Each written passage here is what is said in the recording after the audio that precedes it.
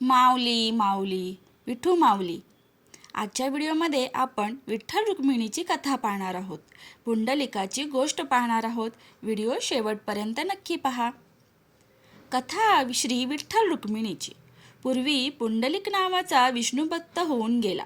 तो पत्नी व आई वडील सत्यवती आणि ज्ञानुदेव यांच्याबरोबर दिंडीरवन नावाच्या जंगलात राहत होता. पुंडलिक हा सद्गुणी पुत्र होता, पण त्याच्या लग्नानंतर तो आपल्या आईवडिलांना वाईट वागणूक देऊ लागला. या वागणुकीला कंटाळून ते काशीला जाण्यासाठी निघाले. हे जेव्हा त्याच्या पत्नीला समजले तेव्हा तीही तिकडे जाण्यासाठी निघाली.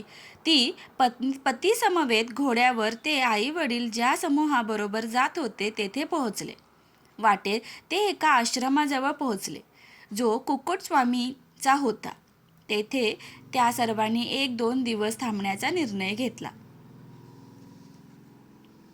त्या रात्री सारे झोपी गेले, पण पुंडलिकाला झोप लागेना. पहाटे त्याला अस्वच्छ वस्त्रातील काही तरुण स्त्रिया आश्रमात येताना दिसल्या. त्यांनी आश्रम स्वच्छ केला, पाणी आणून स्वामींचे कपडे धुतले आणि त्या बाहेर आल्या व पुंडलिकाजवळून जाऊन त्या अदृश्य झाल्या. पुढील पहाटेही त्याला तेच दिसले. पुंडलिकाने त्यांच्या पायाशी जाऊन त्या कोण आहेत हे सांगण्याची विनंती केली. त्या म्हणाल्या की त्या गंगा, यमुना आणि इतर पवित्र नद्या आहेत, जिथे भाविक आपली पापे धुतात. त्यामुळेच होतात त्या अस्वच्छ, आणि तू आईवडिलांना वाईट वागणूक दिल्याने महापापी आहेस, असे त्या म्हणाल्या. यामुळे त्यांच्यात पूर्ण बदल झाला आणि तो चांगला व आज्ञार्थी पुत्र झाला व तो त्यांचा आदर राखू लागला. तेव्हा त्याने आईवडिलांना विनंती केली की यात्रा सोडून त्यांनी पुन्हा दिंडीरवनात यावे.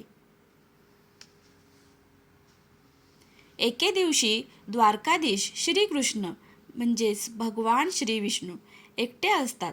त्यांच्या मथुरेतील दिवसांची आठवण होते. त्यांना आठवतात त्या गोपिका आणि राधा.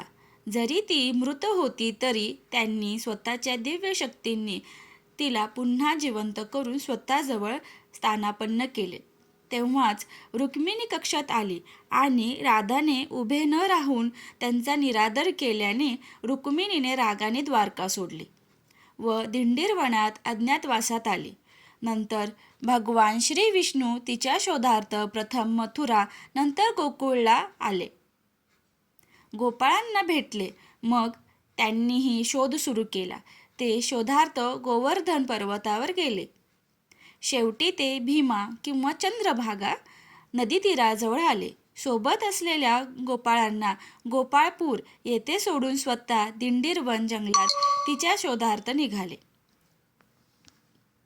आणि तिथे रुक्मिणी सापडल्यावरच तिचा राग शांत केला. नंतर रुक्मिणीसह तेथेच असलेल्या पुंडलिकाच्या आश्रमात आले. पण तेव्हा पुंडलिक आपल्या आई वडिलांची सेवा करीत होता. जरी त्याला माहीत झाले की भगवान श्री विष्णू स्वतः भेटायला आले आहेत, तरी आई वडिलांच्या सेवेसमोर त्याने तात्काळ भेटण्याचे नाकारून एक वीट त्यांच्याजवळ फेकली. त्यावर उभे राहण्यासाठी पुंडलिकाची आपल्या आई वडिलांना विषयीची श्रद्धा पाहून भगवान श्री विष्णूने विलंबाची पर्वा केली नाही. विटेवर उभे राहून पुंडलिकाची वाट पाहिली. नंतर पुंडलिकाने देवाची क्षमा मागून अशी विनंती केली की त्यांनी भक्तांसाठी तेथेच असावे, आणि भगवान श्री विष्णूने तसे वरदान दिले. तेव्हापासून भगवान श्री विष्णू आहेत आपले विठुराय म्हणजेच विठ्ठल या अवतारात. व्हिडिओ कसा वाटला नक्की कळवा. व्हिडिओला लाईक, शेअर आणि सबस्क्राईब करायला विसरू नका. धन्यवाद.